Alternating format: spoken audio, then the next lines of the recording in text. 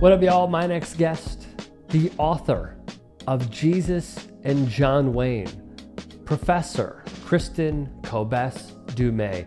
This was a fascinating discussion from a very fascinating book that she wrote. And I need to be honest with you. I told her what I'm going to tell you now, which is this was a depressingly fascinating read. We covered how the intersection of sports and politics played a role in evangelicals becoming empowered, how Ronald Reagan solidified evangelical loyalty to this day, how they drove a wedge issue in the trans bathroom bill that took place in North Carolina, which the NBA moved its All-Star game over, and how the election of Barack Obama was the last seismic shift for evangelicals. Not to mention, Harrison Butker was discussed as well. Please sit back and, if you can, enjoy this history lesson from Kristin Kobes Du Mez.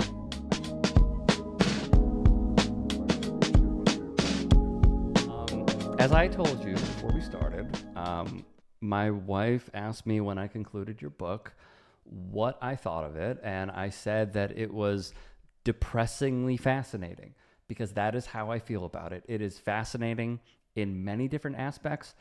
It was also very depressing because, in a way, it led a block of the electorate, the American electorate, to lead us, in a way, as a nation to where we are today. You know, it's funny that you used the word depressing. When I finished the manuscript and we were just putting the finishing touches on it before it went into production, my editor actually emailed me and out of the blue and said, "Kristin, this book is really depressing." And I said, I know. And then he wrote back, he's like, no, that's actually a problem. Like you can't do this to readers. You have to give them something. So I took the afternoon and I kind of looked through the manuscript, thought, what can I say? And then I wrote him back and said, sorry, I've got nothing. This is not a good story.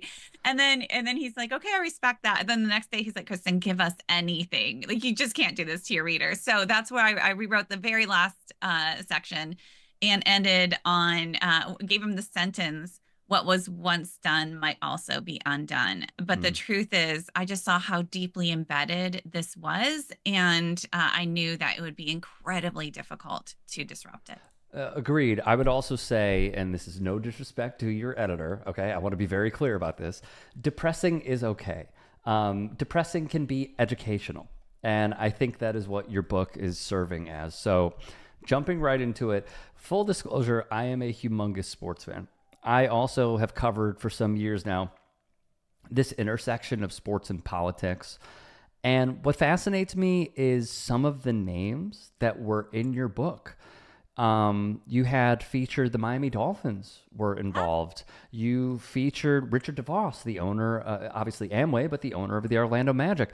Tom Landry, legendary head coach of the Dallas Cowboys. There's a few others. Rachel Dernhollander, who really, it seems, came to the realization of what was happening a bit later on after the horrendous abuse that occurred with USA Gymnastics.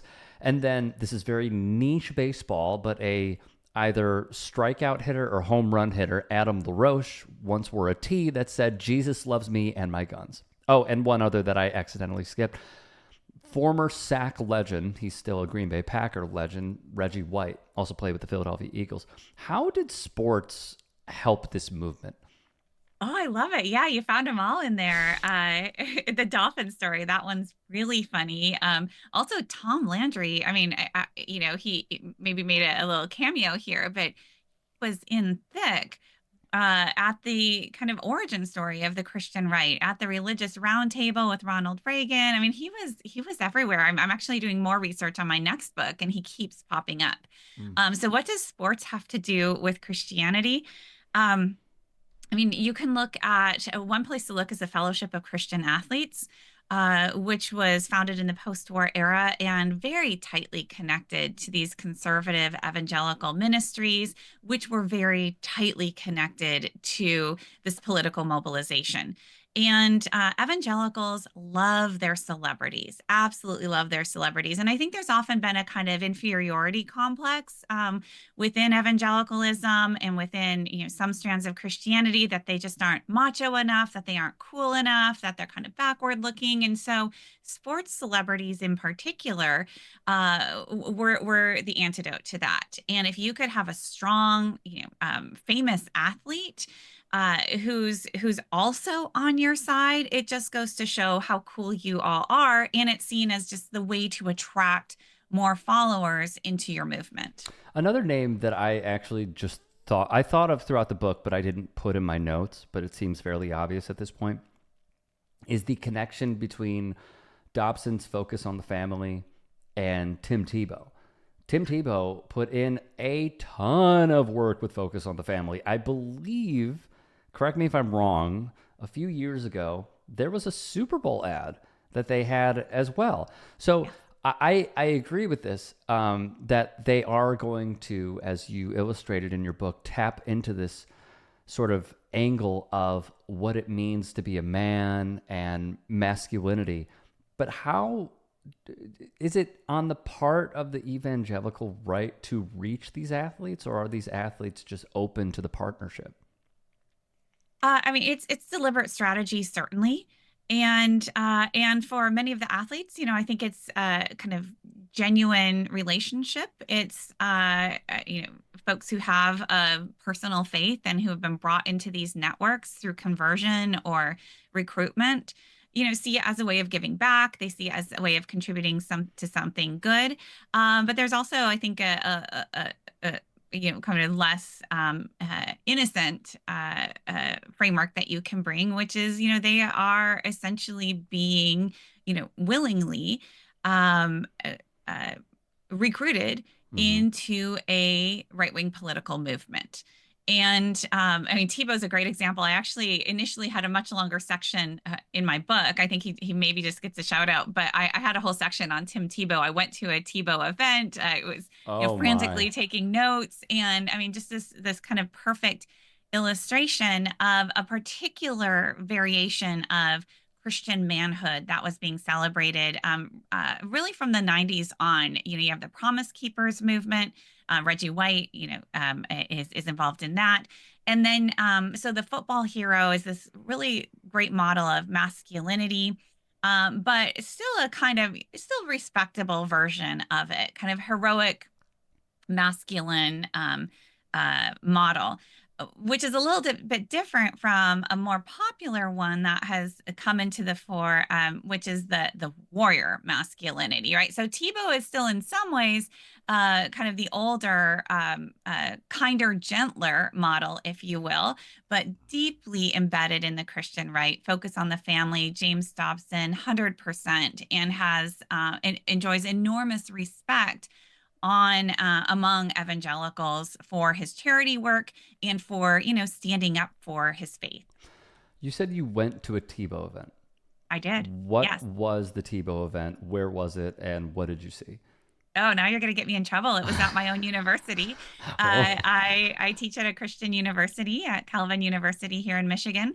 And we had Tim Tebow out for a big, I don't even know what the event was. It was just a Tebow event. Lots of local schools were invited. Different sports teams were there from the area. And it was a kind of inspirational talk. And yeah, I sat in the bleachers and watched the whole thing go down. A lot of kind of positive motivational stuff. Things that I think it would be hard on the surface for people to kind of disagree with. He's there and he's talking about teamwork, and he's talking about faith, and he's talking about, he has charities, and I think he works overseas, and he works with children with disabilities and so on. So, on the surface, all seemingly very good things. And then also all, tied into this kind of right-wing social and political movement as well. Mm-hmm. There are a lot of other big names that you mentioned in your book. Around Watergate, Johnny Cash, Kris Kristofferson were involved. Obviously, it goes without saying, John Wayne had politically charged movies, spoke at the RNC. Born on the 4th of July was also a mention in there. How did they, in the same vein with sports, how did they use people in entertainment for their cause? Yeah, what was important to me, and part of the reason for John Wayne kind of make it into the title is to show that the Christian right was never completely separate from the secular right. And that is certainly true today. And even though, they would present themselves as, Christian and exclusivist and separatist in certain ways, from its earlier days, you see, the links between the John Birch Society folks, the secular right, Human Events and Journal, those groups, figures like John Wayne, and you see this kind of unity around common values. And in the 60s and 70s, some of those common values were anti-communism and pro-Vietnam War and anti-student protesters, anti-hippie culture, anti-feminism, certainly, and embracing this kind of macho vision of masculinity, red-blooded American manhood. John Wayne just, embodied that on film.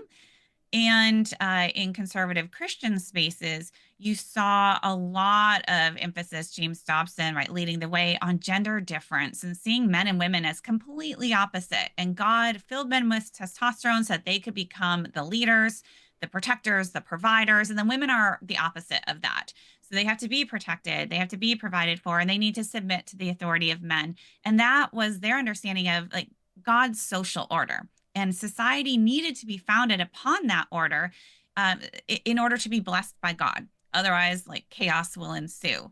And so, especially over time, when it became clear that feminism wasn't going away and that, the culture was changing over the course of half a century, they increasingly looked back with this kind of nostalgic reverence for figures like John Wayne, what he embodied, and he kind of symbolized a time that was lost, and when a man could really be a man. That actually reminds me, because obviously John Wayne is no longer living. They are searching for their next John Wayne, in my eyes. And to go back to the sports angle, one person that really sticks out because of everything you just said, he put in his speech at Benedictine College, and that was Harrison Butker. And they are really making a push here. Like, yes, does it help his celebrity that he's part of the Patrick Mahomes-led Kansas City Chiefs? No doubt, of course. But when you see him go on Fox News, when you see him with Josh Hawley, are they searching for that person to fill John Wayne's shoes, to become their, celebrity prop to try and widen their cause? Oh, I think so, very much, right? They're again looking for a celebrity that embodies this kind of, uh, uh, retrograde masculinity, if you will, kind of embodiment of these right wing politics. Josh Hawley writes a whole book on manhood. That's right. But he doesn't quite embody it in the same way, and so bring along his buddy, and that is a better look. At least apparently, in their calculations. Kansas City Chiefs also, right, an interesting history in terms of ownership and links to right-wing politics. Mm-hmm. And so there's a fascinating history there. I'm not sure that anybody's explored that yet. But yeah, I mean, that's kind of a way to appeal to certainly a younger generation and the kind of branding that they want for their movement. I assume you saw his speech at Benedictine College, correct? Yes. Yes. What was your reaction? Oh, entirely normal if you follow men inside these spaces. Women belong in the home, and men are called to lead. Patriarchy, again, that is God's law, and it's only in following that law that you are going to achieve prosperity and success individually and as a nation.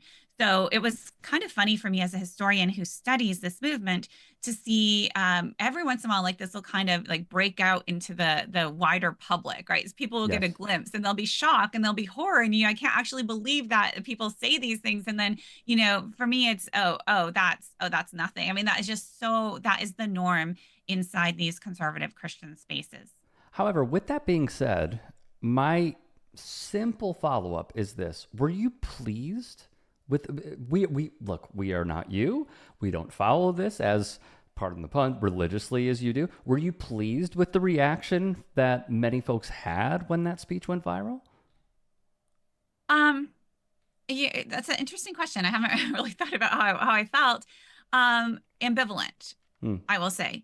Because when something like that sparks outrage, on the one hand, I'm glad that people see what is, when we can pull back the curtain a little bit and people can see, what that is. But I think that the nature of social media outrage uh, often tends to not be particularly thoughtful and to be in some ways an overreaction, so that then, when people are just shocked at what he said, ends up getting interpreted inside conservative Christian spaces as, see, they, disrespect women who choose to stay home, see how, cruel they are and how they, denigrate our values. And it ends up actually playing into the hands of folks on the right who like to depict, the left as out of touch and as ultimately just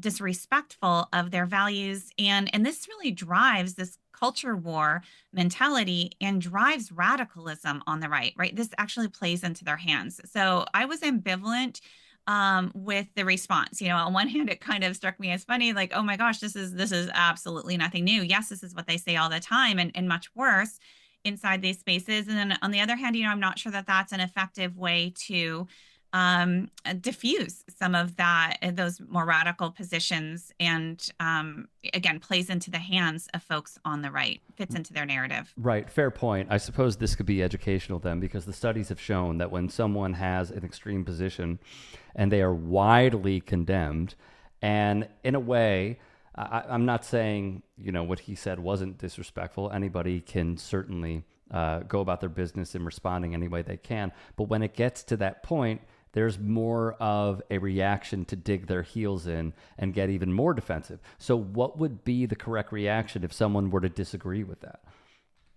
Oh, it's almost impossible to come up with it. This is why we're in the situation we are, right? Because Fair. I suppose ideally, it would be great if a lot of people said, wow, I hear what you're saying, and there's a lot of good in this, and it's a lot of women would enjoy staying home and raising kids, and it would be great if our economy was structured in a way that better benefited parents, Yes. women as well as men, right? There's a lot that you could do there. And then, what might this look like? But, that's putting a lot of responsibility on, the left or, anybody outside this space, when in fact, people on the right are not interested in those conversations. Like, they really aren't. And they are trying to drive this wedge between the right and everybody else, and they thrive on this sense of embattlement, and they're really not looking for kind of a plan to benefit families writ large. And what would that look like? Paid time off, and what would that look like? Extending maternity leaves? No, they actually want all women to follow this model. They want they don't want a social safety net. They Mm-hmm. don't, right? So there are some really core disagreements. Um, so it's difficult to know how to respond. I still think that there could be people who could be picked off, or certainly the conversations along the lines of, yeah, these can be good things too. How could we work together to build a society that is good for families? It sounds naive, but it probably is better than just the kind of pile on that we usually see. This is hopefully my last question about Harrison Butker. So when we took in his speech, obviously many folks very upset. Obviously goes without saying, I did not like it. What did you make of their reaction to trying, at least in my eyes, an attempt to downplay it and say, no, we didn't mean all women. We just meant if you want to be able to be a homemaker. What did you make of how they tried to frame it publicly afterwards? Fairly disingenuous, and particularly, as a historian, we care a lot about context. And so, the context right now that we are living in is one with an ascendant Christian nationalism. And so within the Christian nationalist spaces, and Christian nationalism, we're talking about the current iteration really of the Christian right, stretches back decades. They actually do want to restructure society along their understanding of God's laws, along patriarchal family structure, patriarchal heterosexual family structure. Theirs is not, it's fair to say, a pluralist vision for America. And many within the Christian nationalist movement understand constitutional rights within a framework of God's law, right? They will argue that no, that America was founded as a Christian nation. Some will even go so far as to say the founding documents were directly inspired by God. Therefore, what that means is that the Constitution cannot possibly secure rights that do not align with God's law, right? So then you have to see, well, how do they interpret God's law in terms of gender, in terms of patriarchy, in terms of anti-LGBTQ, in terms of a whole host of issues? They will have an answer on everything, including on the economy, by the way. Right? They have an understanding of what God's law actually is. And so the Constitution can only protect their version of it. And so, yes, a little bit disingenuous there. I have to say, I did love the Benedictine sisters' response Yes. to that speech. And I think that's very important for other religious traditions and other figures representing those traditions to weigh in regularly, because right now in the media, there is a tendency to conflate Christian with conservative, right-wing evangelical men and white men. And that is, I mean, if you look at statistics, they are not, they do not represent the majority of American Christians even. And so we have to kind of recalibrate, and it plays into the hands of the Christian right when we just say, oh, they represent the Christian view. That's exactly what they want. So that anybody who is attacking them or any of the positions that they hold can be kind of held up as they hate Christians, when in fact there are millions of American Christians who are deeply opposed to this conservative and radical social vision. Mm-hmm. That's great memory, by the way. Shout out to the sisters. They also went very old school by putting out a statement on Facebook. So I had to log in to see their statement. There were some other really big names that you mentioned. Phyllis Schlafly was a huge one. John Rushdoony had some awful moments in here. He was an extremist, piggybacking off what you said. He believed America was founded as a Christian nation. He thought equality was dangerous. He thought democracy was antithetical to God-ordained structures. Look, again, fascinatingly depressing. He said the Civil War was not about Christianity. It was about defending a Christian nation. He was against interracial marriage. He was against women speaking in public. He was anti-Semitic. And you wrote in your book, public schools, he said this, public schools posed a direct threat to the authority of the family by usurping parents' role in certain values. So as I'm reading this, I am thinking, wow, this is completely antithetical to the progress that we have made as a society to try and be equal and just for everybody. Why do they take these positions that simply do not want to see someone who maybe doesn't look like them or is not the same gender as them to have equal rights as them? Oof. Yes, R.J. Rushdoony. Let's start with him. You listed all of those views, and and there's more we could add to that list. Sure. And who is he? I don't know if your listeners have ever heard of Rushdoony. And in fact, in even among scholars of American Christianity, Rushdoony was just seen as this total fringe figure for a very long time, and incorrectly so. He preferred to stay behind the scenes, but his influence on figures has been profound. His influence through many conservative denominations. Also, he directly influenced Howard Phillips, who went on to found the Council for National Policy. Deeply influential in the whole conservative homeschool network. We're hearing a lot about Doug Wilson these days as one of the leading representatives of Christian nationalism. He has this kind of enclave in Moscow, Idaho. He was directly influenced by Rushdoony. Really, much of the foundations of Christian nationalism today can be traced back to Rushdoony's radical views. He also, the Christian Reconstructionist theology that he developed went on to combine with charismatic teachings to form the basis of Dominionism, Seven Mountain Mandate, you may have heard, which is behind the New Apostolic Reformation, kind of all the weird stuff that you're seeing in terms of Trump's Christian supporters, Jericho marches. Right? A lot of these folks were there on January 6th. The prophecies that Trump is God's anointed, all of that. This is a massive movement. And that too can be traced back to Rushdoony's influences, among other influences, right? So this is actually hugely important. And there's a reason when you read that list that it feels eerily familiar with the things that we're seeing today among those in Trump's inner circle. Mm-hmm. And so, yeah, please. Oh yeah. So then why? This is always a harder question. What do they see here? Rushdoony developed, and he wasn't the only one in the 60s and 70s. You see a kind of resurgence of, frankly, authoritarian traditions of understanding religion and society in rigidly hierarchical ways. So you have the hierarchy of men over women, parents, especially fathers, over children, of those pastors over those under their authority. Everything is all of human society is organized into a chain of command.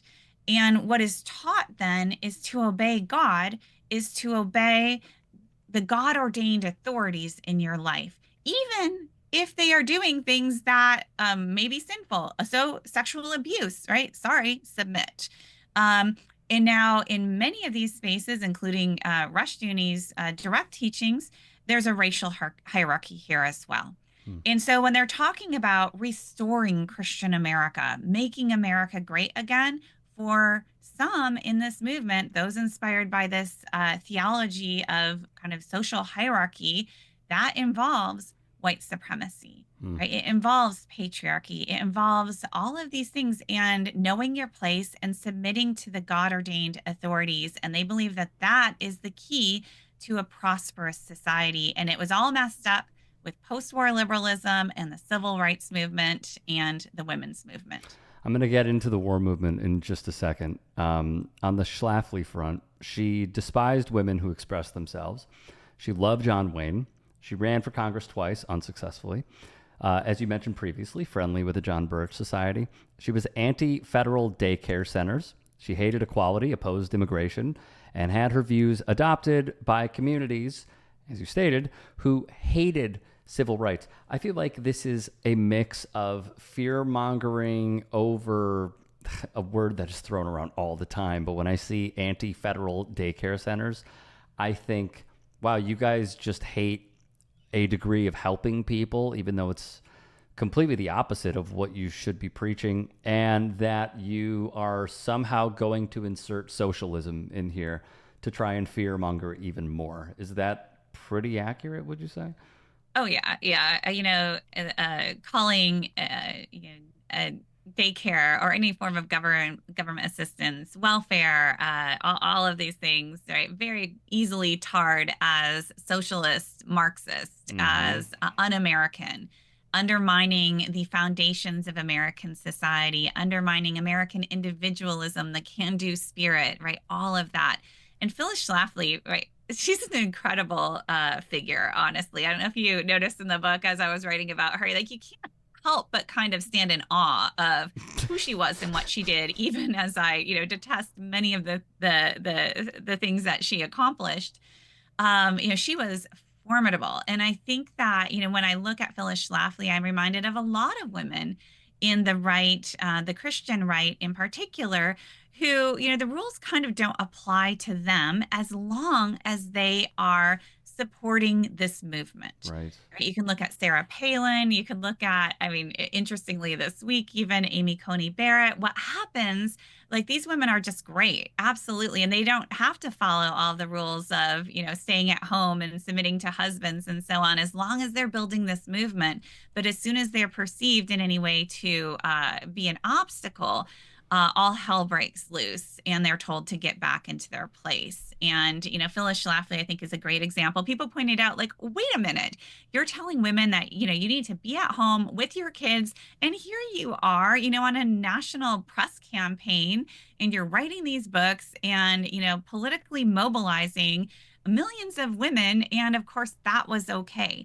And people often don't realize how much within the right, Christian right, and the right more broadly, women have played a really key role in activism and in mobilization. And so people think, oh, they hate women, they're misogynistic. How could women betray their values, right? How could they vote against their values, that kind of thing? That's just the wrong framework to bring to this. It's really interesting when you bring up the buzzwords socialist Marxist. And I know his name is not in the book, but he is an evangelical Christian, and he is a massive name that I'm sure you are aware of. The fear-mongering that Charlie Kirk has done in order to push these socialism is bad, you're a Marxist, you hate America. It weirdly fits. Like, he was in Southern California. I don't know if you saw this recently. You did. Okay, so if people are unaware, he was in Southern California. He was doing one of those debate me bro sort of things where college students go up to him and he treats them honestly, like I would say professionally like shit. Like, just downplays them, does not value their opinion. It is about deflecting and then getting back to the scripture whenever he possibly can. Again, not included in the book, and I know this is a little off topic, but as you are watching this like Turning Point USA movement take place, what is your reaction to seeing this be so prevalent in not just Republican, but mainly MAGA circles? Yeah, it all just feels so deeply familiar. And Charlie didn't make the book, although he was on the cusp. In part, I wrote this book. It published in 2020, so I finished it in 2019. And he was definitely on my radar back then. It was not clear that he would become as influential as he now is. But yeah, when you hear these folks on the right, it is jarring just how old the playbook is. And even today, wait, what? I've been called a Marxist so many times in these spaces, and Congrats. that's right. That's just, and I'm like, well, what do you even mean by that? Oh, it doesn't even matter, right? That's just the smear. And so to see that still, through propaganda, through the platforms that they have, the algorithms, the kind of whole social media landscape where it's just really sound bites that take hold, or longer form podcasts, but where it's kind of one side presented, and truth doesn't seem to matter that much anymore at all. To see these old school ideas revived again and take hold, I don't know, it's humbling, I have to say, to realize what's old is new again, and that apparently we just haven't learned. Yeah, agreed with that. One thing you touched on a few moments ago was war. And this is a big part. Evangelicals in support of war, in support of Vietnam. It was viewed as Christian masculinity, you right. The Vietnam War was pivotal to the formation of an emerging evangelical identity. Another one that really stuck out to me: the failure of American soldiers to defeat a ragtag enemy testified to serious problems of American manhood, and no group felt the crisis more keenly than American evangelicals. This is such a simple, again, question, but why? Why is this such a stronghold to be so heavily in support of war and killing people? Yeah, and it has not always been the case. During the First World War, a number of conservative Protestants, fundamentalists, were anti war initially. And they're suspicious of any talk of Christian America and fighting to save Christian America because, they looked around them and thought, well, this doesn't look like a very Christian country. And so a lot changed. And World War II kind of helped that along. And World War II, the good war, and a lot of evangelicals who had uh, felt kind of marginalized after the Scopes trial and so on in the 20s and 30s, realized that by being gung-ho, patriotic, pro-war, that was a way to kind of move back into the mainstream. Billy Graham was a great example. He rose to kind of minor fame as an evangelist with Youth for Christ in the 1940s. Very patriotic, pro-war. They're the good guys, and that quickly morphed in the post-war era into this Cold War militarism. And Billy Graham was right at the front end of that, and this was very strategic. And they saw communism as anti-God, anti-family, anti-American, and Eisenhower found that very useful. And they were both using each other, and they both increased each other's power, and they were able to kind of create a new orthodoxy.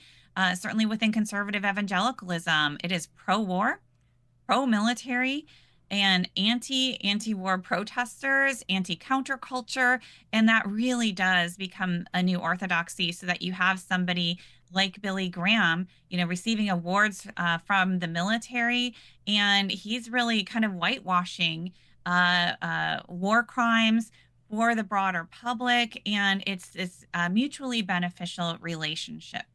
There's another thing, and don't get me wrong, there were so many moments that made my jaw drop in this book. But one thing that really did, on top of many, of course, is that CBN became the largest donor to the Contras. How? Oh my gosh. How did that happen? My book is barely scratching the surface. There is so much more that people just don't realize about alliances between right-wing politicians and big business and businessmen that were benefiting and extracting resources from South America, Latin America, and really is seeing as an enemy the liberation theology movements and pro-democracy movements in many cases. So there is a long history that still needs to be told. It has been told in places. People just haven't fully appreciated the history of the Christian right goes so far beyond, anti-abortion, family values, politics. It's this holistic view of the world, deeply or funded by deep-pocketed corporate interests with global aspirations. Mm-hmm. Wow, it's like we're fitting a theme here. So many different corporatists and people who are in the top 1% trying to preserve their wealth and using even things like religion to do so. Wow, shocker. One other, I'm kidding. No, I'm not. I'm sarcastically saying that. One thing that also stuck out to me, I'll just leave it open for you to go any way you wish. How did evangelicals politicize 9/11? Oh, yeah. You have the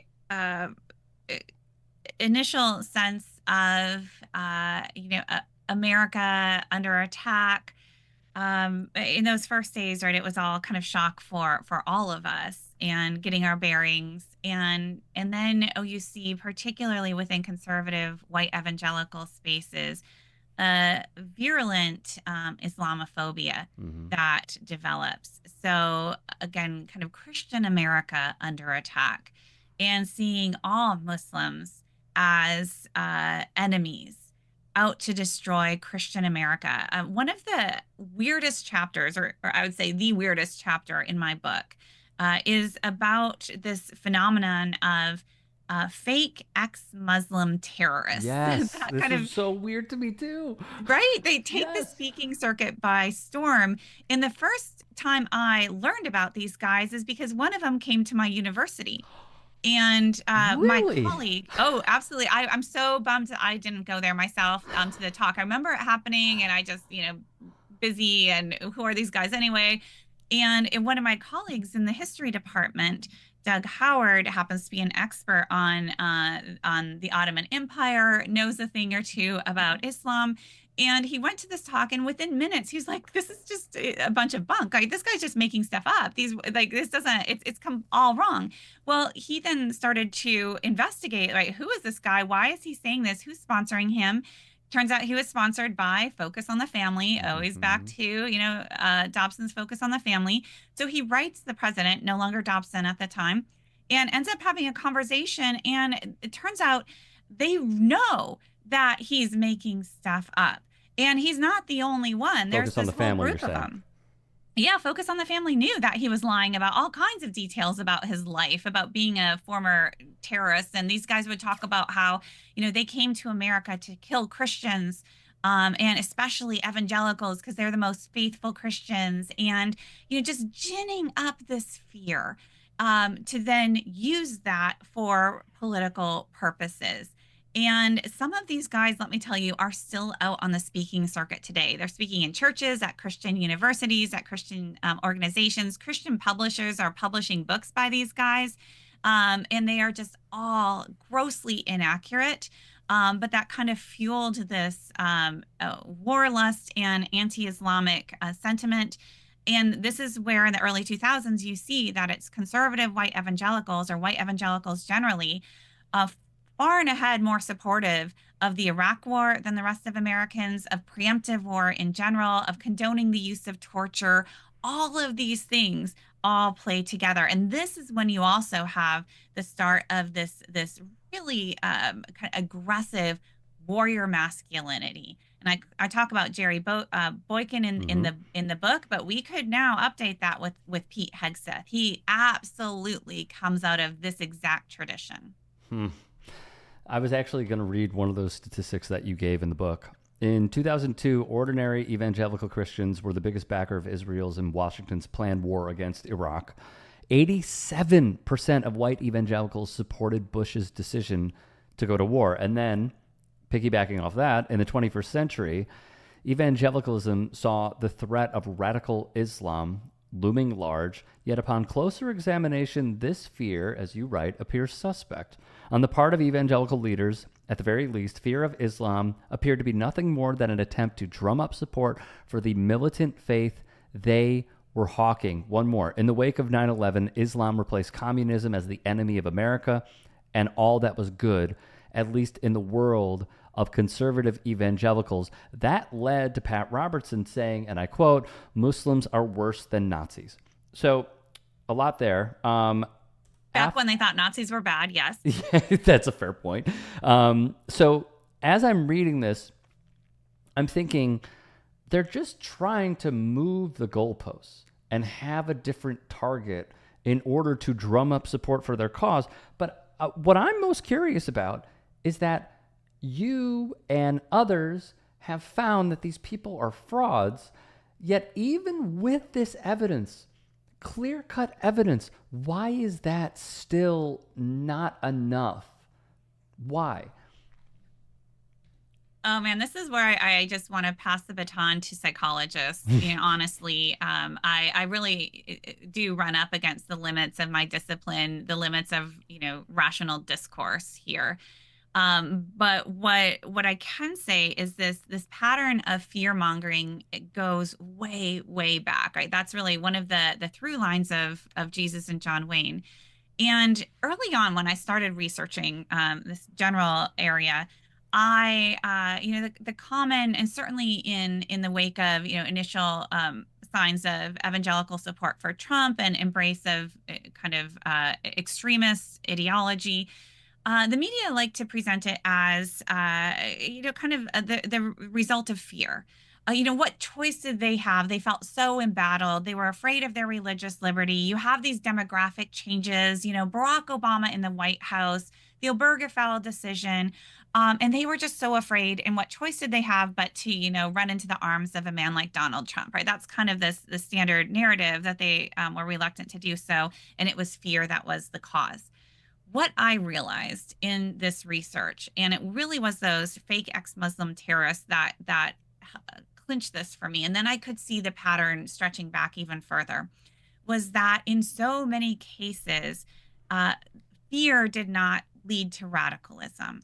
The radicalism was there, and leaders stoked fear in order to consolidate their own power. You can see that in Jerry Falwell Sr.'s Thomas Road Baptist Church. You just see that over and over again in this right-wing rhetoric. So the fear is real. The fear that people in the pew are experiencing. They're reading these books. They're hearing the speakers. They are genuinely afraid that their rights are going to be trampled over. They will not be able to live as faithful Christians. Even that, the radical Muslims are trying to kill their family, their children. And this is explicitly said by organizations like Focus on the Family, right? So the fear is real, but it's also fabricated. And it is a very convenient way to consolidate their own power, right? This is really a page out of the authoritarian playbook. Why does it work? I guess, throughout history, we can see that it has worked time and again. And the results are always dangerous. There's another part of your book that I found to be pretty fascinating as well. And it was the role of sex in helping maintain order. A few examples: Maribel Morgan and women being enslaved to their husband. They should know their role. By the way, those were bestsellers. Use sex to a woman's advantage. Keep men home so their sons don't take up what the moms do, or they become a little too feminine, or they just open the door to being gay. Josh McDowell helped launch the purity movement, which actually led to Reagan. We'll get to Reagan in a second. Led to Reagan directing government funding to abstinence-only sex ed. When I think of, again, it opened my eyes to a lot, because when I think of Christianity and I think of Christians, I don't think of like them using sex as a tool, but evangelicals really went knees deep in it. They did. When you pitch a book to publishers, right, you send a sample chapter or two. And one of the chapters that I sent was the chapter that you're drawing on here, Maribel Morgan and Tim and Beverly LaHaye and their manuals on, great Christian sex. And these are written in the 60s and 70s. And you're right, Maribel Morgan's book, The Total Woman, sold more than 10 million copies, was the best-selling nonfiction book in 1974, right? These are massive bestsellers. And people forget that. And it's all about having, how Christians have the best sex and how Christian women have to please their men. And in the case of Tim and Beverly LaHaye, they give really detailed instructions for how this is done. And so that I ran into trouble apparently when one of the publishers that my agent pitched this to was a Christian publisher who had some like anti-porn filters in their office, and they could not share the chapter electronically because of the quotes that I had in it from these guys. So yes, it is a common misperception that Christians are a bunch of prudes and, don't want, or according to them, have great sex, but there are rules that you have to follow. Mm-hmm. And here too, this gender difference, gender binary opposites is really critical to understanding how sex works. They believe that, God filled men with testosterone, and they have this really insatiable need for sex, and it's aggressive and all of these things. And so restraint is really hard for men. But good thing women are around, and it's on them then to preserve moral virtue. And they have to do that by never tempting or seducing men who are not their husbands, which is very hard because they're, boys will be boys. So women have to observe all of these rules to not tempt men who are not their husbands. But as soon as they get married on that wedding night and forever after, it is on them, their God-given responsibility to fulfill their husband's every sexual need. So what this does, and I'm not making this up, right? It's just the books are just filled with these instructions and with this framework. So what that means is anytime there is an instance of sexual misconduct on the part of a man, there is always a woman to blame, right? The woman seduced him even when the victim is a little girl, right? What did she do to seduce him? And the first time I came across this, I'm like, this is just so messed up, and this has got to be an outlier. And then I came across it again and again and again. And his wife, if he's married, also clearly was not fulfilling her role if he had to, go down the hall and look elsewhere to fulfill his needs. This is just horrible to even explain this, but this is kind of a theology of sex that underlies some of these horrific abuse cases that keep making the news. And it's not just, look, there's going to be bad guys everywhere, right? In any system, in any community, there are going to be bad guys. But what we see in these conservative Christian communities so often is that once the abuse or misconduct is exposed, instead of what we might expect to happen, which is the community absolutely condemning this and kicking out the perpetrator, over and over again, it's the opposite that ends up happening.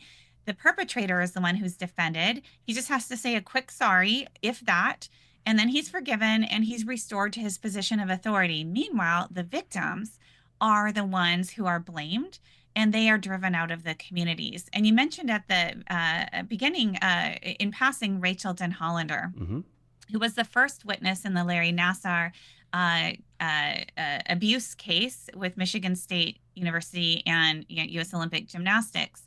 But then she also spoke out against abuse in conservative Christian churches. And she was widely praised in Christian spaces for what she had done in the Nassar case. But as soon as she turned her attention and called this out inside Christian spaces, she has been literally demonized and just relentlessly attacked now for years by conservative Christian leaders, pastors, and denominations for her advocacy against abuse in Christian churches. And none of this makes sense if you don't understand this theology of authority and submission and sex that is underneath all of this. There was one thing that it seems is in place. There's many things, of course, but there's one thing that stands out to me as well, which is there is a system that is here, and it is also built around protection. When you were talking about accountability, even when they are caught, all it takes is an apology. And then what I noticed as well that you wrote of is that many of the other evangelical leaders would then stand up for that person that was in the wrong to diffuse the entire situation. On the grooming and pedo stuff, another thing that stood out to me was they backed Roy Moore. They supported Roy Moore in Alabama. Everybody knows about this at this point because it was a massive upset for a Democrat to win the Senate in Alabama, but it was because they put up freaking Roy Moore to go up against him, and he's awful. So why do they do this? I understand that there are protections that are in place, but wouldn't it just make for a better, healthier cause if they came clean and just said, yeah, we're going to kick this guy out because we don't agree with him grooming a child? Exactly, right. This is the question. And in fact, I produced a film, a documentary film based on the last chapter of Jesus and John Wayne, which covers this history of abuse. And Roy Moore is in there, and way too many of these predator pastors are in there. And in there, you just see the repeated pattern over and over again of, hey, guys, this is an easy call, right? You can just, right. you can just pull your support here and you can do the right thing. And yet they do not do the right thing over and again. And, initially, kind of the surface level explanation was, especially when a pastor was a perpetrator, that they just cared so much about the, and I quote, the witness of the church, right? And they don't want to make the church look bad, and the church, and Mhm. so they cover it up. And I mean, that in and of itself is problematic enough. But what I'm saying is it goes deeper, right? This is not, they are not like agonizing behind closed doors and then just thinking, man, but we can't afford to lose, we can't afford to turn people off from Christ because their salvation is at stake. So we're just going to have to suck this up and and quiet this up. Um, no, that doesn't get at what's actually happening. Too often inside these spaces, the whole system is designed to enable and protect predators. Now, let me clarify, that does not mean that everybody who attends a conservative church is on board with this. And very few people are joining a conservative church because they think this is going to be a great place to be a predator, although, it is a soft target. So you do have some of that going on. Mhm. Most people are well intentioned in these spaces, but then they are discipled, we could say, groomed into these practices of submitting to authority, of always protecting and promoting the pastor, the man in authority over you. And they are taught that, if something goes wrong, women are to blame. They are taught that women are the more sinful, the weaker vessels, and all of these things. And that takes hold. And then there's all kinds of community pressure to fall in line. What we see is it's not just the victims who are pushed out, but anybody inside the church, no matter how upstanding they are, how respected they are, they end up. If you back the victim, life becomes hell. You lose your friends, you lose your church, you lose your place in the community. And these are not one-off situations. There's this absolutely fantastic podcast out right now called The Sons of Patriarchy that looks at Doug Wilson's spaces. Again, this is Pete Hegseth attends one of the churches in this denomination, and these teachings of patriarchy and allowing for not reckoning with abuse that is rampant in these spaces.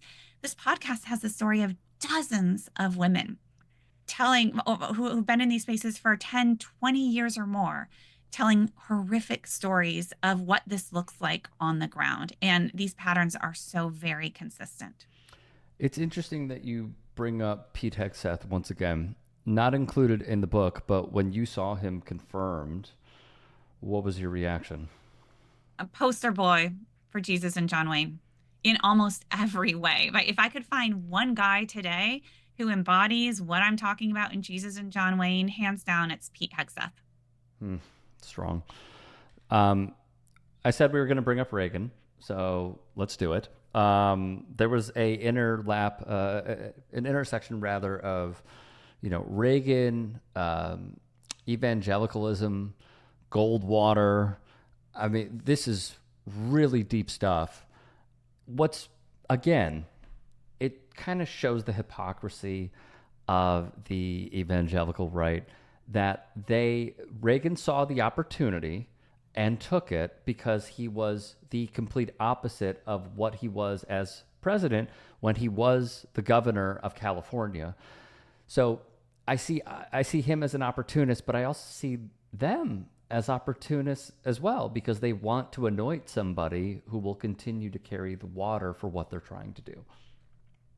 Yeah, I would say that I think that Reagan's shift to the Republican Party and then to neoliberalism and kind of right wing politics was authentic. And if you look at some of his work in the Screen Actors Guild and his anti-communism, his links to, as you mentioned, Goldwater and to other folks on the right in the 60s, 70s, his work as a spokesman for GE also, right? This kind of free market capitalism, corporate interests. if you look at his, speech, his famous speech at Philadelphia, Mississippi, the racism, or certainly not being afraid to play to people's racism for political purposes. Right, there's a lot going on there, and a lot that actually aligns him pretty tightly with conservative white evangelicals. Hmm. And so, sometimes I get the hypocrisy label. And at the same time, sometimes I'm concerned that if we throw that around a little bit too loosely, we miss the fact that no, actually, there is a close alignment of political values here. And when we say hypocrisy, whether it's about, evangelicals in 1980 choosing Reagan over the Southern Baptist Sunday school teacher Jimmy Carter, or whether it's about their embrace of Donald Trump today. Yes, on a certain level, we could talk hypocrisy, but really what we're seeing is we don't fully understand their core values if we think this is hypocrisy. And that's really kind of the motifs of Jesus and John Wayne is, we heard so much. How could evangelicals betray their values to vote for a man like Donald Trump in 2016 and 2020 and 2024? How could they betray their values? Okay, enough of that. If you're asking that question, you don't understand what their core values actually are. There's another thing, and obviously we'll get to Trump a little bit later, but you wrote in your book, the election win of Reagan swung evangelicals' lifelong loyalty to Republicans. How did he do it? Say that again. Sorry, one more time. Sure. So on page 106 of your book, you wrote the election win of Ronald Reagan swung evangelicals' lifelong loyalty to Republicans. How did he do it? There's a lot going on there, and it's not just Reagan, right? Reagan is a symptom as much as a cause, or he just reflects this broader political realignment that had been happening in fits and starts really for 2 decades. You have, most white evangelicals were Democrats. I mean, certainly if you lived in the South, you were a Democrat, right? And, most of them did. And, I start one chapter saying Billy Graham was a lifelong registered Democrat, which blows people's minds today, but made a ton of sense if you knew anything about Southern politics. Mm-hmm.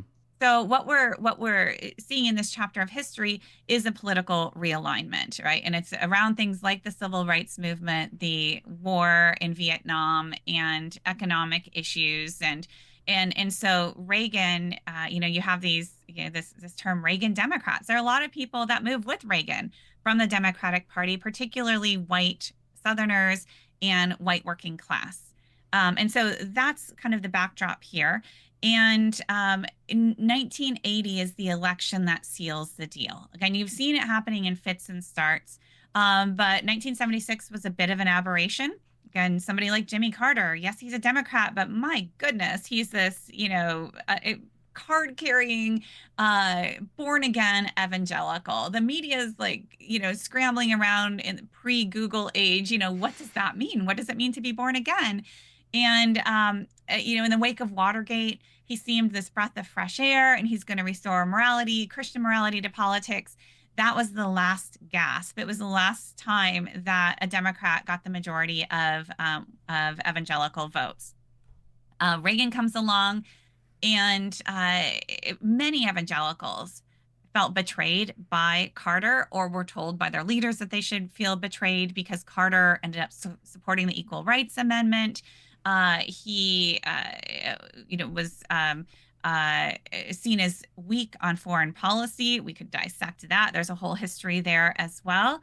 And he organized this fascinating moment, White House Conference on the Families, right? Saying, okay, there's a lot of concern about family values. Let's organize a conference and let's bring all the parties together, and let's figure out how to strengthen the American family. And it dissolved into total chaos because the Christian right was there in force. And it became clear very early on that there was a fundamental disagreement over the definition of family. For the Christian right, it was only traditional, patriarchal, heterosexual family structure. That's what they were there to preserve and protect. And anything else was seen as an attack on their value system. And so there was just no common ground that could be found. And that was an important kind of catalyzing moment for members of the Christian right who walked out and they said, forget this, we're not working with them anymore. And they go on to hold their own really key organizing conferences to help elect Reagan. Reagan was invited to these, so was Carter actually, but didn't show up at that point. He was embraced, and this is where Reagan, says to them, "I know you can't endorse me, but I want you to know that I endorse you." And so that 1980 election is really key to see that alignment really solidify, and in many ways, we haven't really looked back. So we touched on Reagan. We touched on Bush and evangelicals being anti-war. There is a really important family in evangelical circles, and it is the owners of Hobby Lobby. For evangelical women, you wrote, shopping at Hobby Lobby can be akin to an act of religious devotion, and objects that find their way into evangelical homes reinforce the gender ideals at the center of conservative evangelicalism. I have seen, again, covering the intersection of sports and politics, the Jesus Loves Us ads led me down a rabbit hole and led me to Hobby Lobby, the court case, and the lawyer who was serving as their counsel being Josh Hawley. His wife is also a prominent figure. The ADF is a prominent organization in this as well, but it starts with Hobby Lobby. So you're smiling. Their role in evangelicalism is what? Oh, I love talking about Hobby Lobby. One of my favorite things. I'm finishing up my next book, a kind of follow up to Jesus and John Wayne, and it's called Live, Laugh, Love. And it's looking at the feminine side of this whole consumer culture. And, one of the points I make in Jesus and John Wayne is that to really understand conservative evangelicalism and right-wing politics, we have to look beyond just institutions and denominations and leaders. Right? This is a cultural movement as much as it's a political movement. And there's this massive consumer culture within evangelicalism that structures evangelicalism. Evangelicalism, we have to see as really a series of networks and alliances and a consumer culture. So we're talking about Christian media, Christian radio, Christian publishing. Again, I mentioned that Maribel Morgan's book sold 10 million copies, best-selling book. If you look at bestseller lists today, New York Times bestsellers, almost no evangelical books or books from Christian publishers are making that list. That doesn't mean they're not outselling books dramatically that are on that list because it's a curated list. There's an entire world out there that if you're not in it, you're oblivious to. For the most part, you might see a commercial here, right, from time to time, or if you go to Hobby Lobby, you might see, the end cap by the registers, a bunch of Christian books. That you wouldn't necessarily see in Barnes and Noble unless you're going to the Christian book section there. There's this massive world. I mean, when I was writing Jesus and John Wayne too, another editor note was he flagged some of the publication numbers, 10 million of this, 5 million of this. And he just said, where are you getting these numbers, Kristin? Like, you need to know that publishers are always inflating, book sales and stuff. And so I was like, oh, well, I got this from the New York Times and I got this from, and he's like, oh, never mind. Then it's vetted then. Mm-hmm. But again, there's this vast world of consumer products and media that many people are almost wholly immersed in.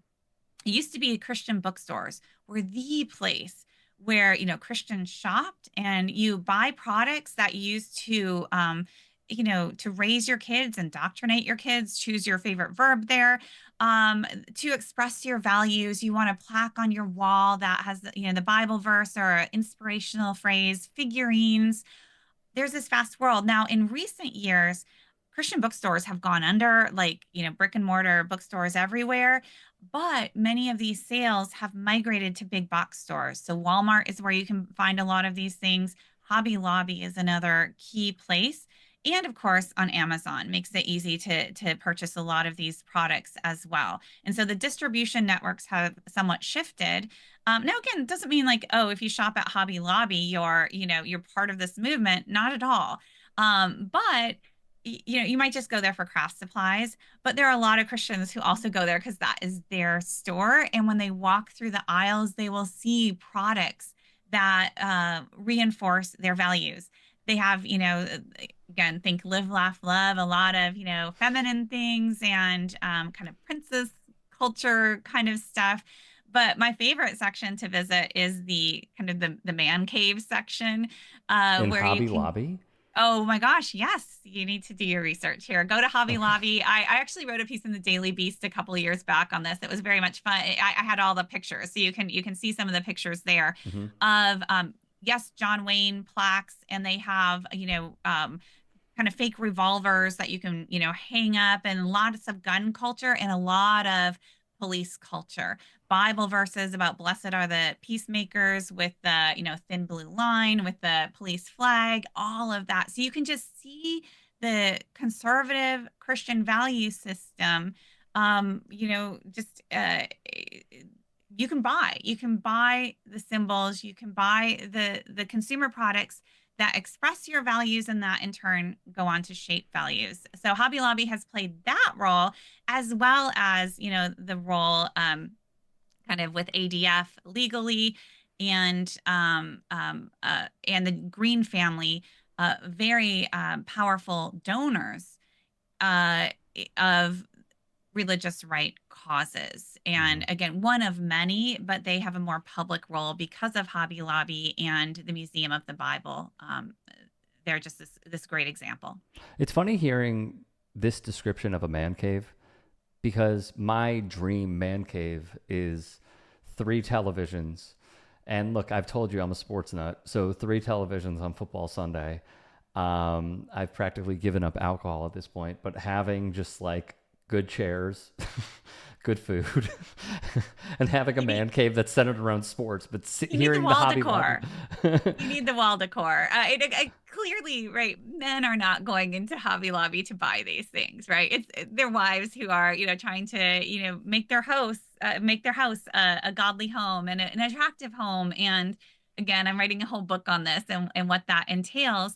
And there's nothing like completely unique about this, right? We all, I have a certain decor in my home. I like to get nice things but if you're in Christian spaces, you'll recognize some of these trends. And there are places that Christians shop, and there are values that they hold dear that they represent in the books that they buy and the products that they bring into the house and where they shop. This is all part of it's a total kind of worldview, and it's a total life system. And in conservative evangelical spaces, and this is not true for all, but there are many who are kind of live inside that bubble.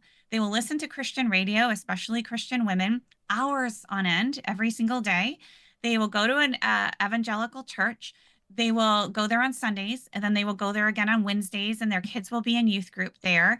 And their friend circles are in their small group, right, that they meet another time during the week.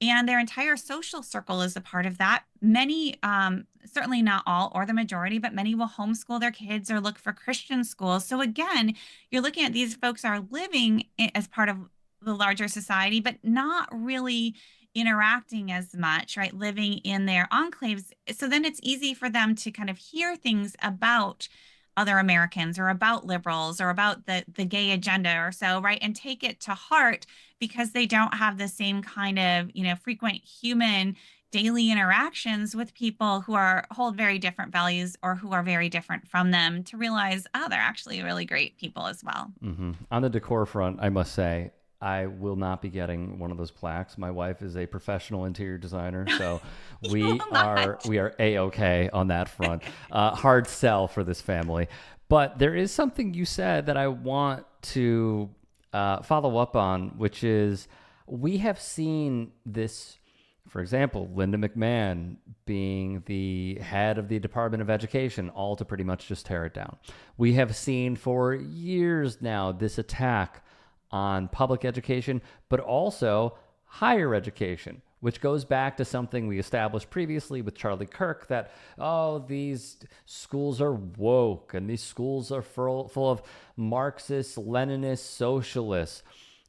How, I think I'm going to answer my own question here, but is that the reason why they want to keep their family so close together and away from different universities, is because of this fear of expanding one's worldview and potentially reflecting on what they have learned for the first 18-ish years of their lives?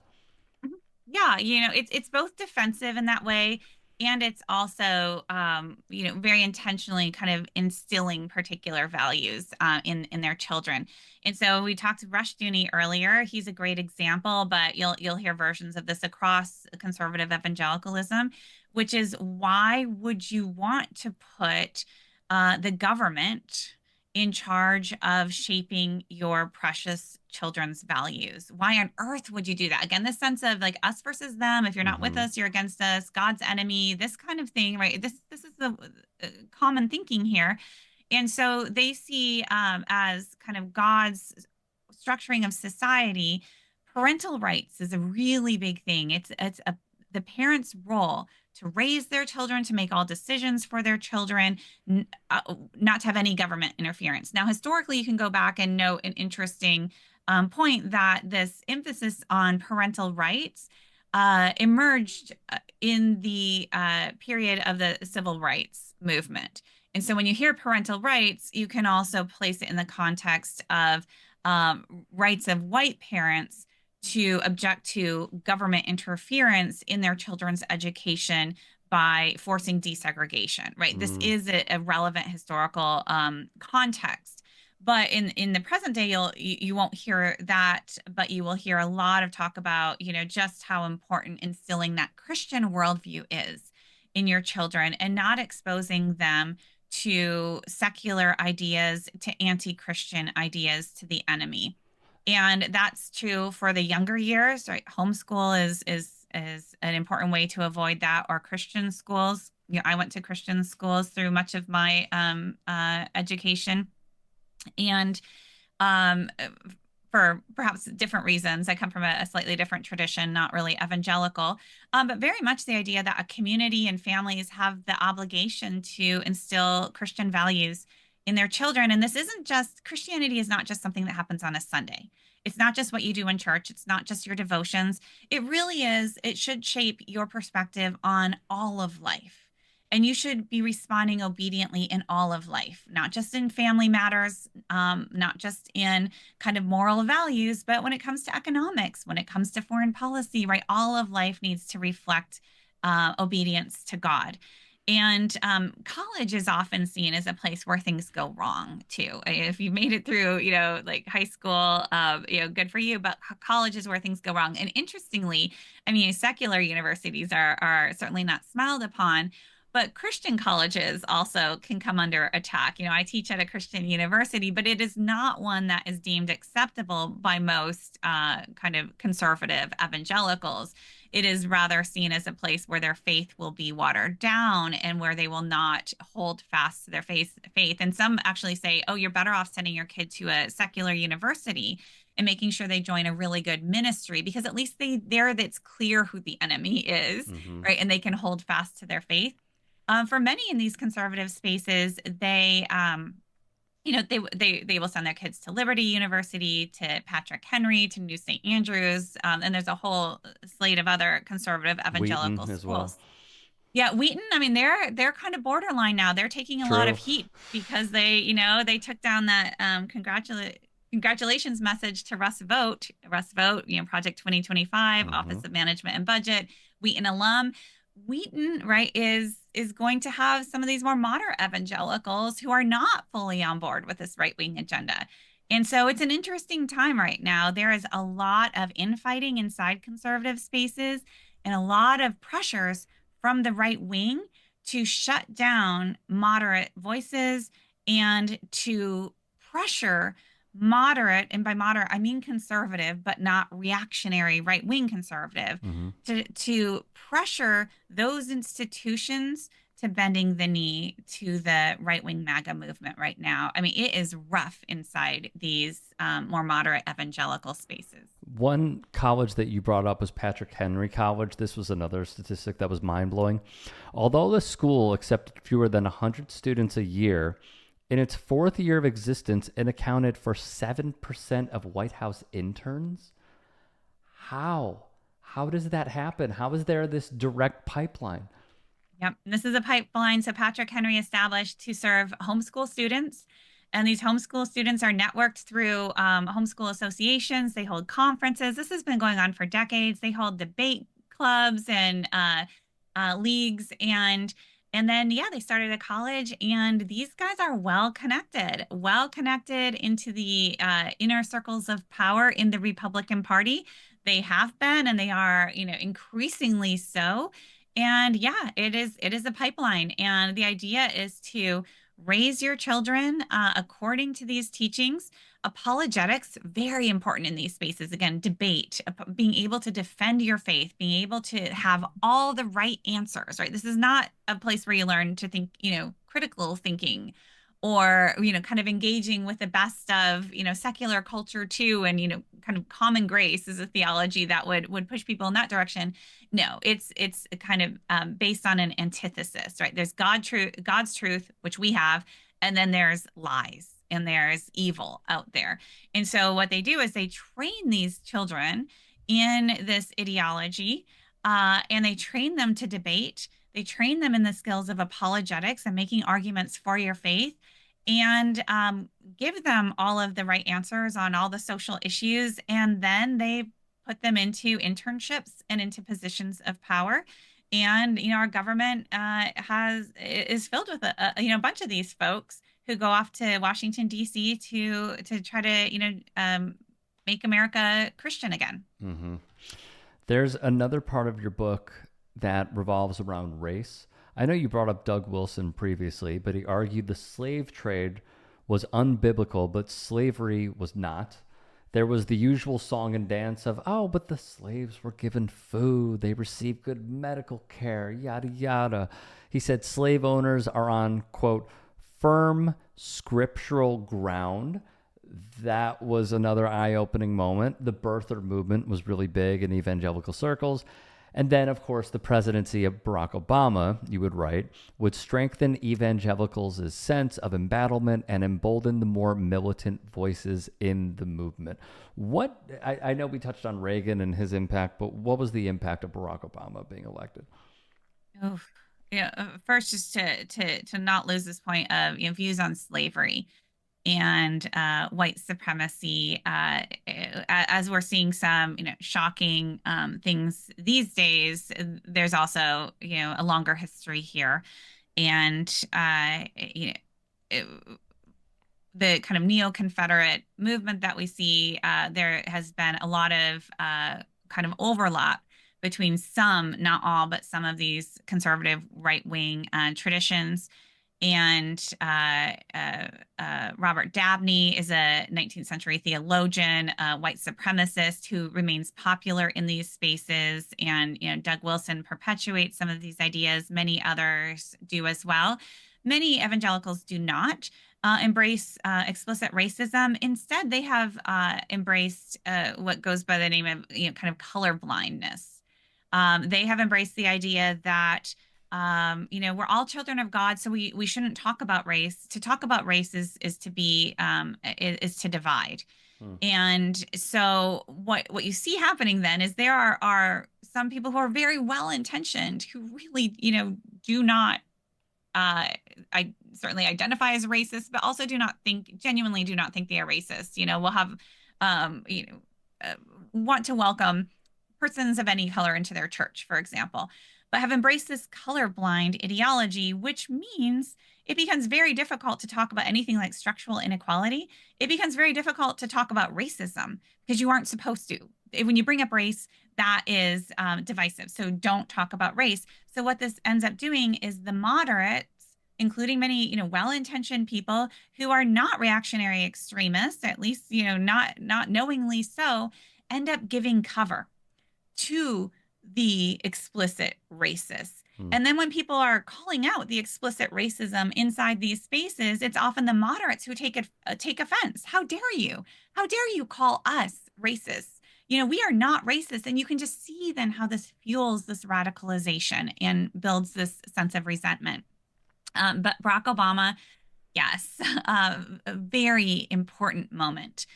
Following the presidency of George W. Bush, the evangelical president, who becomes increasingly less popular across the board over the course of his presidency, which then brings us to Barack Hussein Obama, the first Black president, of course.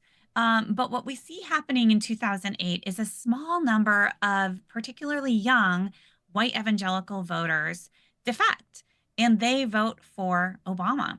Hope and change, right? This kind of colorblind, this is great, right? Isn't this what we wanted? Well, it's not what everybody wanted, certainly. And this is where you can see the right wing really double down.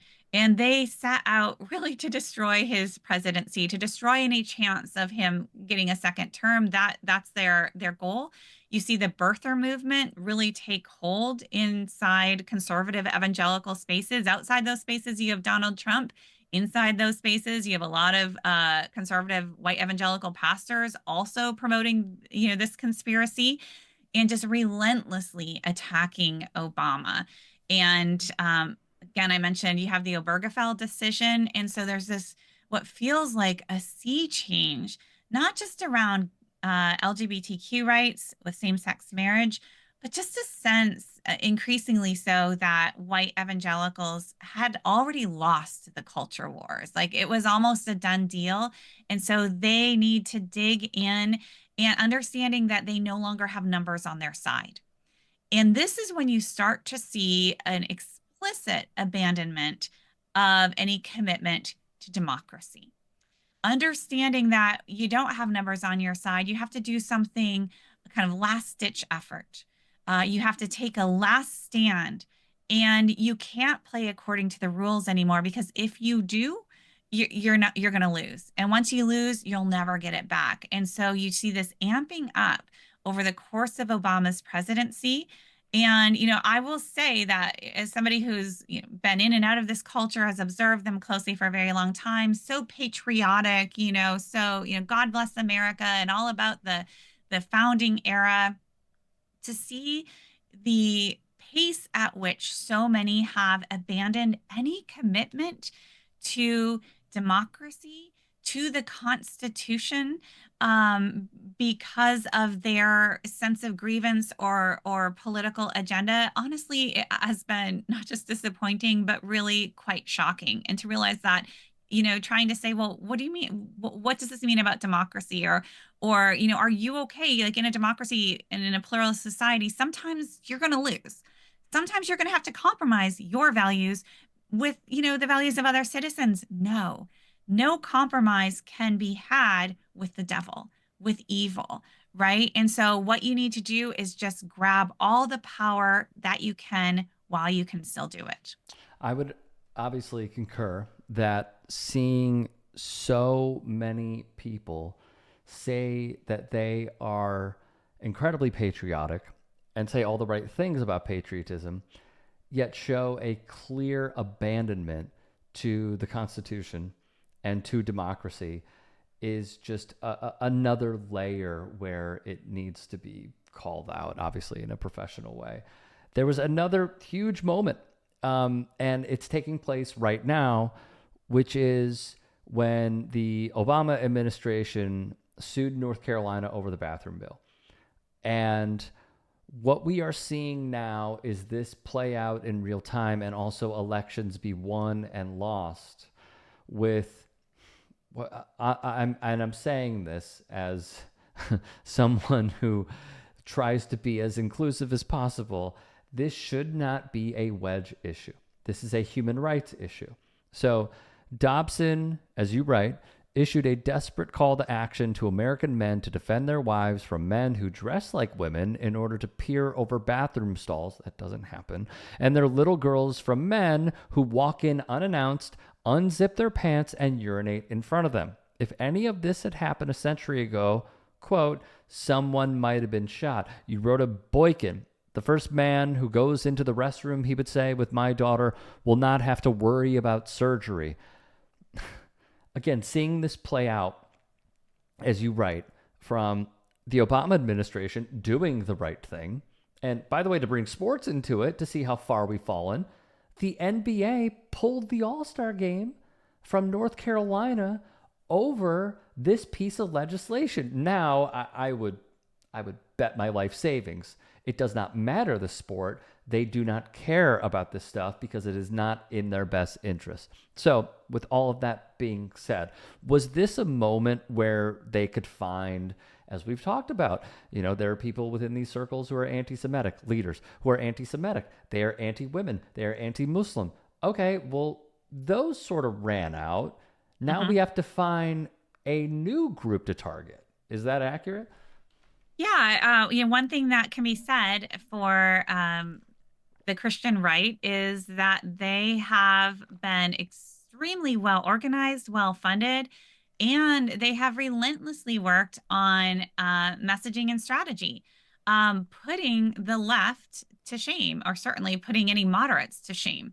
And so, Catherine Stewart is a journalist who has covered this. She's the author of the brand new book, Money, Lies, and God, but she's been covering this for 15 years.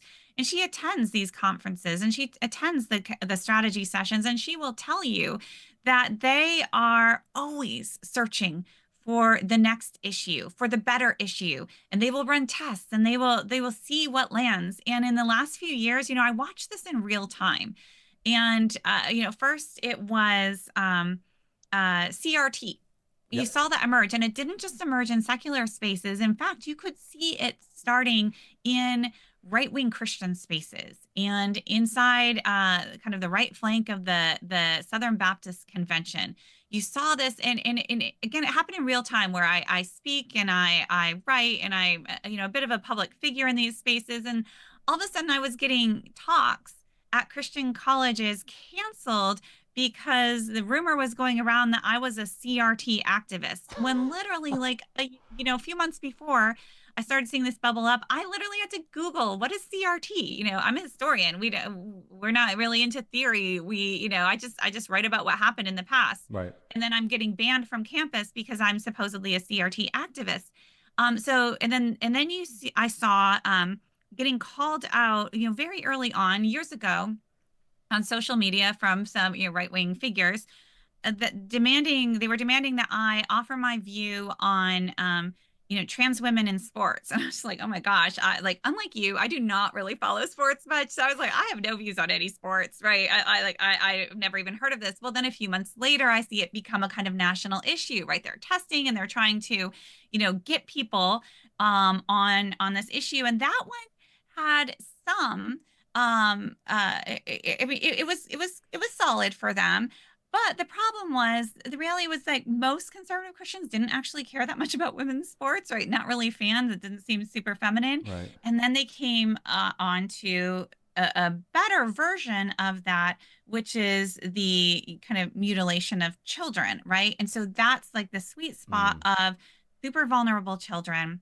And, it is an issue that is complicated, and that is really not the day-to-day experience of the vast majority of Americans, right? And so it was one of these issues that could be, and I want to say there are some important medical considerations here, social considerations, and in religious spaces, theological considerations.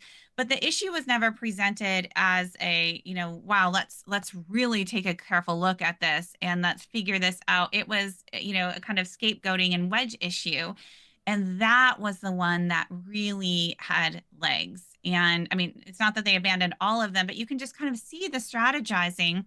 And then you can see that, there is no interest. This is in driving these issues. There's not an interest in, in coming together and in analyzing the science, and in looking at studies, and in looking at numbers, and again some legitimate social questions that are difficult, that we'd have to work through together.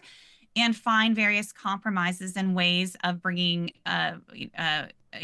pluralist visions together into a way that people can live with, kind of thing, right? So I don't want to diminish the difficulty here, but that is not the goal here, right? It very much is mobilizing a reactionary movement in a way that I would argue does harm all around. Mm-hmm. I know you said you're not super familiar with what's going on in circles that revolve around sports, but did you see this question being asked by Illinois Senator Dick Durbin to the head of the NCAA, Charlie Baker, when he asked how many trans women are there in sports collegiately? And he said, did you see this? I'm just I curious. didn't know, but Okay. I've heard it's like, what is it, single digit? He said less than 10. Now, I need people to understand how big college sports is and how less than 10 is so small. And yet this was the major driver, I mean, just to use one example, in this past election. And I mean, we'll get to Trump in a moment, but some of the things, sometimes he says, admitting something that he shouldn't, which when he said, I don't remember where it was, I remember hearing it, I remember seeing the video. He said he couldn't believe that this drove so many people to support him. And I was like, holy shit, I cannot believe he just said that. I can't believe that he just gave away the game to say, yeah, this is actually something that I didn't even think about, my team didn't think about. We just threw it out there and it stuck. I mean, we are talking about such a small amount of people, specifically in this context, NCAA sports, but they targeted it over and over and over again in ads. The buying of ads for less than 10 people is insane. That's insane. And it worked. And it worked. Yeah. And it worked, which honestly is an indictment of us. So before I get to Trump, actually, I'm very curious about this. Why do evangelicals love, in my opinion, they'll disagree, enemies like Vladimir Putin and Jair Bolsonaro? Yeah.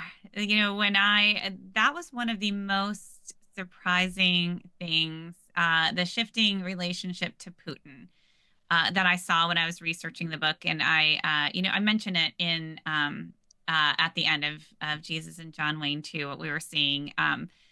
And it was surprising to me because I knew just how central, anti-communism, which, meant anti-Soviet Union, how central that was to really building this entire evangelical, kind of political framework and identity for decades.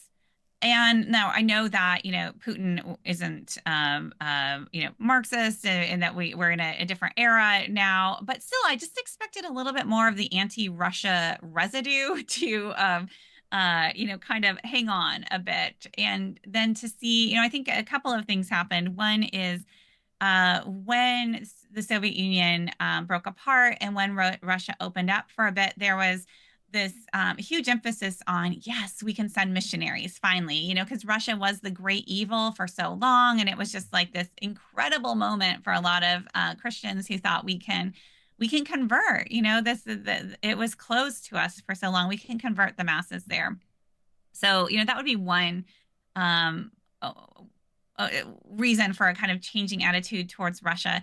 But then you really also have to see the politics here. Yep. As Putin himself starts to see that aligning with right-wing Christian movements in the Russian Orthodox Church and playing into these culture wars issues, gender, sexuality in particular, that played really well. And so when you start seeing that emerge in Russia, you start seeing the partnerships then start to develop around this reactionary political and religious agenda. And you can see that like one of the places that those alliances really was solidified was at the World Congress of Families. And you can see, things like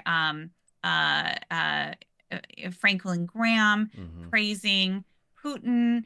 And you just see that they, in this kind of civilizational battle, they see Putin and the right wing Orthodox Church as an ally, even as you see Putin attacking uh, uh, Ukraine and Ukrainian evangelicals. Uh, so it's Oh, I didn't think about that. That's the interesting. theological categories, right, don't hold here. And evangelicals who care so much about the persecution of Christians, right? And we're seeing persecution of Ukrainian evangelicals and in Russia, by the way, right? Um, but no, right? It's the political alliance that determines loyalties, and it really is stunning. It really is. That is stunning. And I got to reiterate, I did not think about that. I did not think about how they are picking which evangelicals to support and which to not, which let's also be clear leads to death for some of them in this war. That is a fascinating point that I didn't really think about. Okay. Look, we could talk for hours on Donald Trump. Okay. I will not ask for hours of your time. You've already given me enough. But let's start here. One passage reads, evangelicals were looking for a protector, an aggressive, heroic, manly man, someone who wasn't restrained by political correctness or feminine virtues, someone who would break the rules for the right cause, try as they might, and they did try. No other candidate could measure up to Donald Trump when it came to flaunting an aggressive, militant masculinity. He became, in the words of his religious biographers, the ultimate fighting champion for evangelicals. And then you follow up 81% of evangelicals voted for Trump. In that first passage, seeing them label him the ultimate fighting champion while he has a clear direct friendship with Dana White and the UFC stuck out to me.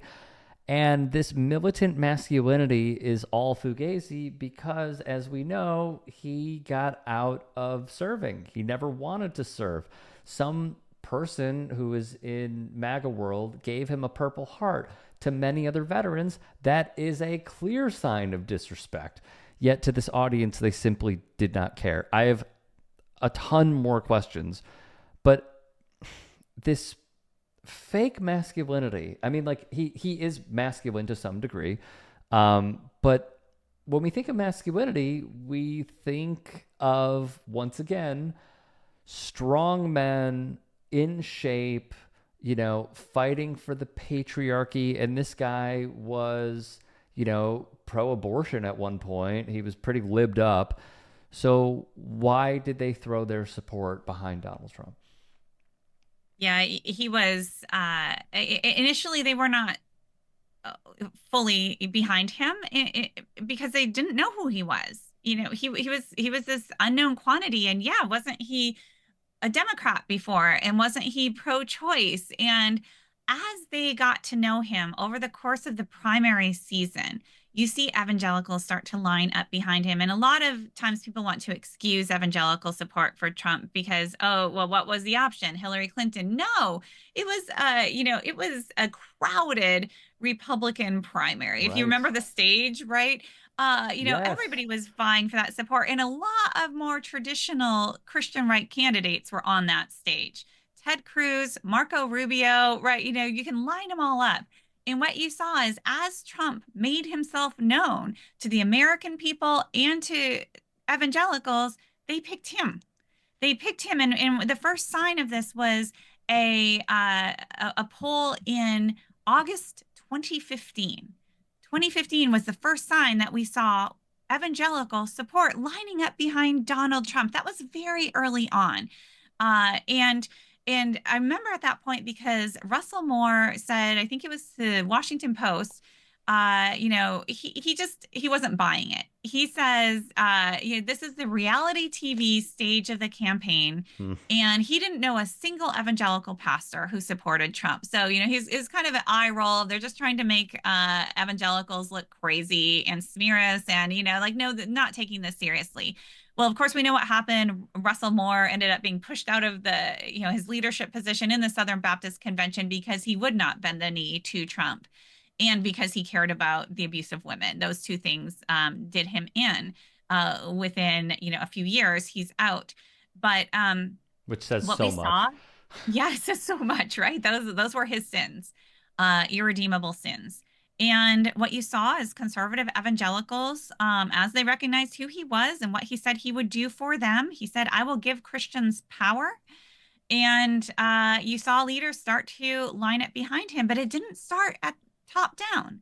It started from the grassroots, and it started from, early on, Robert Jeffress of First Baptist Dallas, Jerry Falwell Jr. These are some of the guys who early on got behind him, and then in this charismatic space as well. Very early on, some of these charismatic preachers were sharing prophecies that they had. People like Lance Wallnau, prophecies that Trump, surprising as it may seem, was God's anointed one to save America. And again, if you aren't familiar with these spaces, huge eye roll there, right? Okay, prophecies. Oh my goodness, millions, tens of millions of people, hundreds of millions globally are following this kind of, prophecy network. And they take these things extremely seriously. And Donald Trump was compared to King Cyrus. So, yeah, he wasn't Christian. King Cyrus wasn't, one of the God's chosen people, but God chose him to come in and save God's people. And that's where Donald Trump was just perfect because he was better than a Christian to lead this nation in this moment, precisely because he was utterly unrestrained by Christian virtue. He would do whatever needed to be done, and that's what they wanted. Yeah, that's an understatement. You also wrote about Jerry Falwell Jr., who you mentioned, Liberty University fame, his wife Becky, Michael Cohen, and a pool boy. What were the rumors potentially of a backdoor deal that may have taken precedent here? Oh my gosh. Let me go back to my Jerry Falwell Jr. lore. And he kind of crashed and burned. This was early on, right? I wrote this book in You 2019, and did crash then and burn. That's true. more revelations came out. And I do know that, the book went under thorough legal review. And As it should. I absolutely. And I did end up losing a little Falwell Jr. joke, pool boy joke in the process. But yeah, oh my gosh, how do I describe a Falwell Jr.? So, sexual escapades. Oh, what's family friendly appropriate way to say this? There probably is none. I mean, So I've sworn already, so I think it's okay. He was a cuck, right? Isn't that the word? well, there we have it. So, allegations of a threesome, including his wife, and this pool boy, Giancarlo, and then there was, oh my gosh, I can't even remember all the details, suspecting that like his fixer, who was, I'm blanking on the name right now, right, with Trump, Trump's lawyer, Michael and Cohen. Michael Cohen, thank you. Yep. And then, so thinking that there was like this backroom deal to get Falwell Jr. out, to endorse Trump. He was one of Trump's early endorsers. Maybe truth to that, right? The pieces fit in place, but also wasn't necessary. If you know Jerry Falwell Jr., then you know that there's some affinities there between Falwell Jr. and Trump. And in fact, in 2012 already, he had, I think that's the right date. 2012. He had Trump speak at Liberty University Yes. for their convocation, and he was already a big fan back then, right? So you don't actually even need the rumored kind of conspiracy scandal there to make sense of somebody like Falwell Jr. supporting Trump. And sometimes I feel like, if Falwell could have like kept that scandal just, kind of undercover for another like 3-4 years, he would have been golden, because I just don't think that those kinds of scandals really bring down Christian leaders anymore. Fair point. I'm trying to remember and I have to Google it. I'm sorry, but it was by Billy Corbin. It was called God Forbid on Hulu. That was the documentary about Jerry Falwell, and they actually had the pool boy front and center Yes, in that documentary. That was riveting. There are a few other passages. Cultural displacement far outweighed economic factors when it came to support for Donald Trump from evangelicals, of course. Only 30% of white evangelicals believe that a person who commits an immoral act could behave ethically in a public role. 1 month before the 2016 election, 72% believed this was possible. Public Religion Research Institute's Robert P. Jones said this dramatic abandonment of the whole idea of value forgers is one of the most stunning reversals in recent American political history. These are very important points that you include in your book. As you found this out, and I got to be honest with you, hearing the most stunning reversal in recent American political history, it's just repeating itself. It seems like not necessarily every year, not even every month, but every day. As you put this together and evangelicals really rallying behind someone who is incredibly immoral, what was your reaction to seeing all this? So, this is a specific case where I'm very comfortable using the word hypocrisy. It's just very, very clear here that, so much concern for Christian values. And you cannot possibly have a leader of the nation lead justly and according to God's, plan if he, and it's usually always a he, does not, exhibit the moral character. Certainly they paid lip service to that for a very long time, and really leaned into that in the 90s, in the wake of the Clinton scandal. And so to have that about face, right, so clearly documented in the survey data, just that flip flop. Yeah, we can use the term hypocrisy, but really what it does is it reveals an ends justifying the means mentality.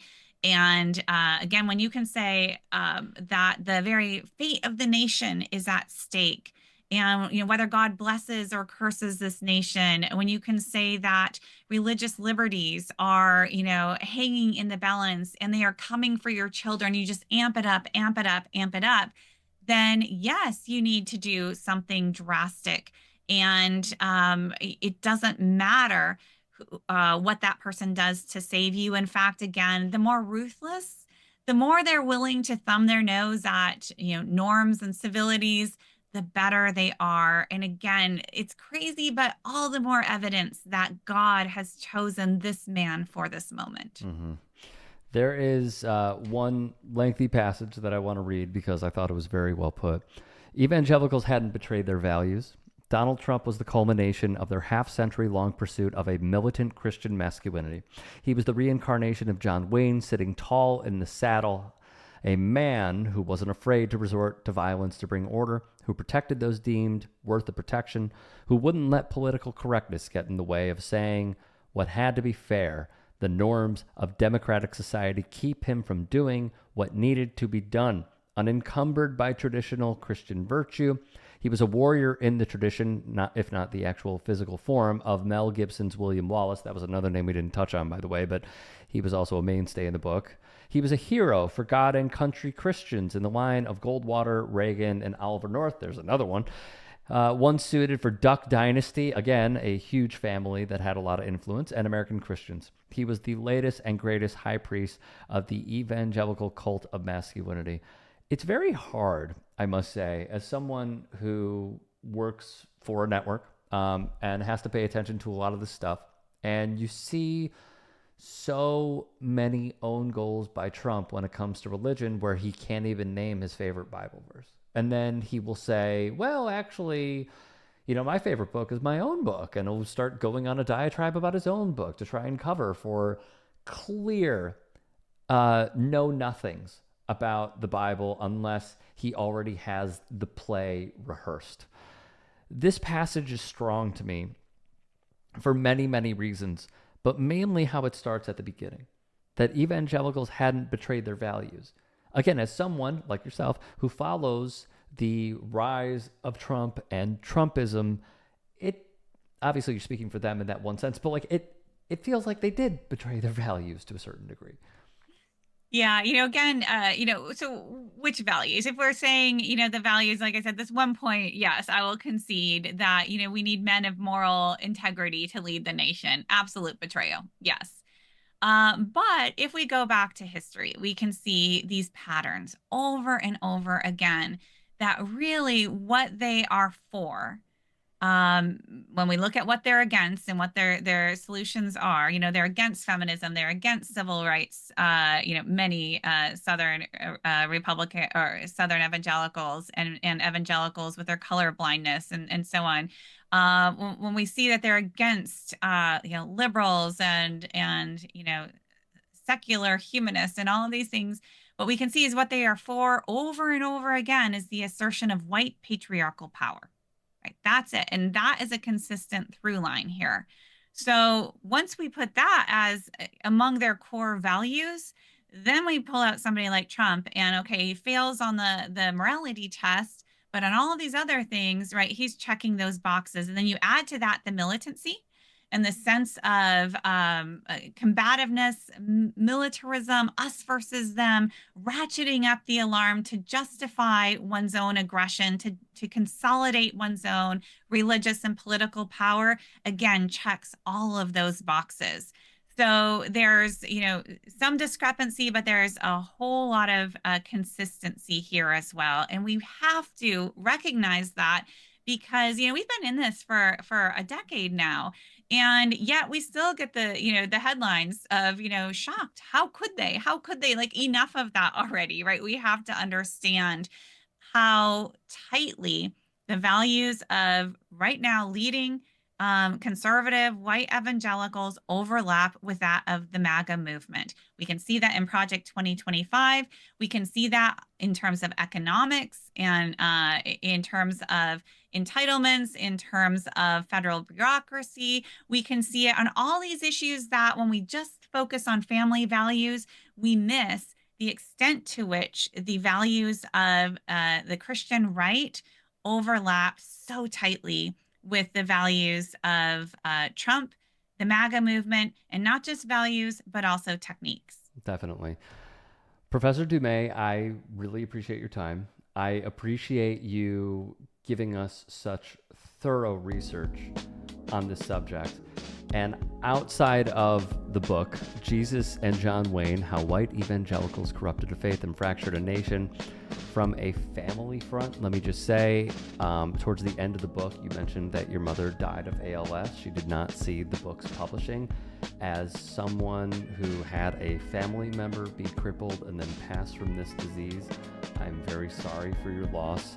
If there's anything that I have learned from communicating with you, I know that at least if this were a family member of mine and I put this much due diligence and work into a project, I know that they would be proud. So I am deeply sorry for your loss, but overall, phenomenal work, truly, in educating so many people on this subject. Thank you so much.